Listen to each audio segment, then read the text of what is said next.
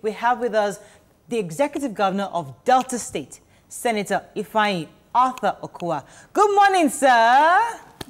Yay! Good morning. Good to have you on the show, sir.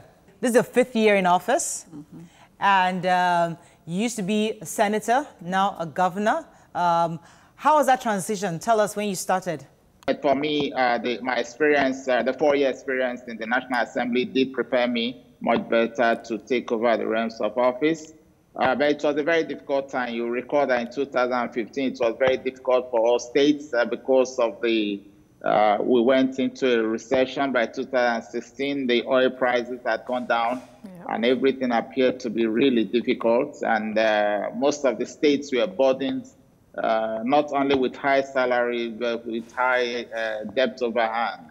And that was also the situation in Delta State. It was quite tough in the first 2 years. But in the last 2 years of our first tenure, the oil prices picked up, and that improved our resources as a state. You know, we're in unprecedented times, as they say, the pandemic we're living through, and we hear different states and how they're handling it.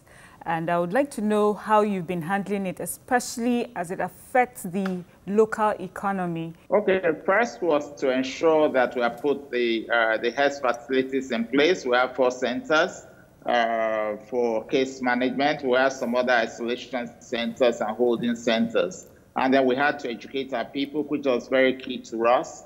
Thereafter, we had to ensure that we had prepared all this and that we had started engaging the people.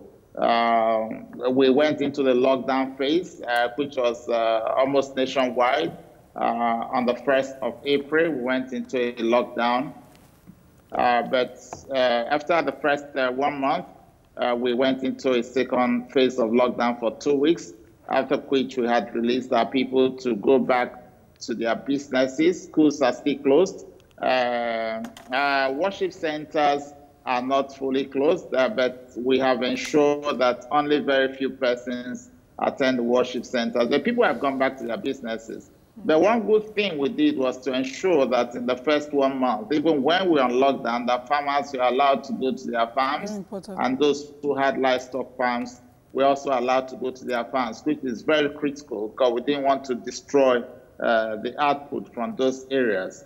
Going by the fact that the reduction in federal allocation has been reduced, what have you done so far to boost the internal generation within your state, and how you plan to revive your economy? In the risk state, we have to be careful how we go about collection of internally generated revenue, because the oil economy impacts a lot on the Nigerian community. But what is happening is that, yes, we are one of the states that normally generate fairly some reasonable fund from IGR. We'll continue to ensure that those companies that are up and doing pay their taxes, and that we continue to encourage people. But what we want to actually do more is trying to support the weak. And then when their businesses continue to thrive, then they can now be in a position to begin to pay taxes. So we're trying to look at all forms of ways to actually support the micro and small scale businesses. I must commend Delta again. I saw a video. I'm happy with that state where a fruit market was commissioned, and they had proper hand washing centers and all that within the market, and all the store owners were giving their spaces for free.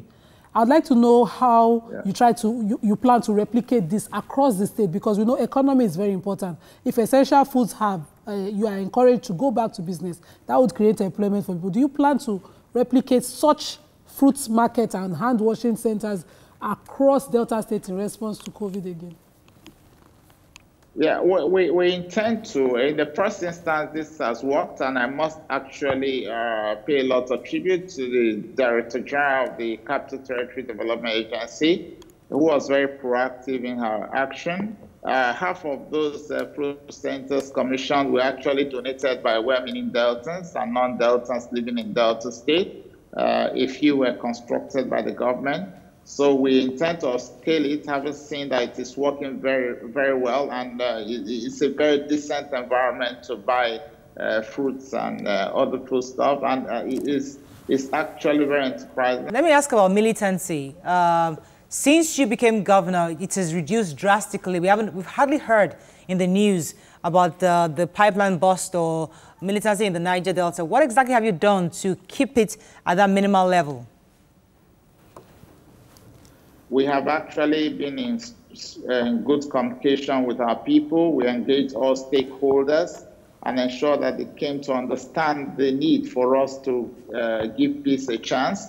And a lot of our youth have been engaged in both in intelligence work and also they've been engaged in other aspects of governance. And a lot of them are also being trained. And they are beginning to see a lot of things go in the proper direction. So they are happy about it.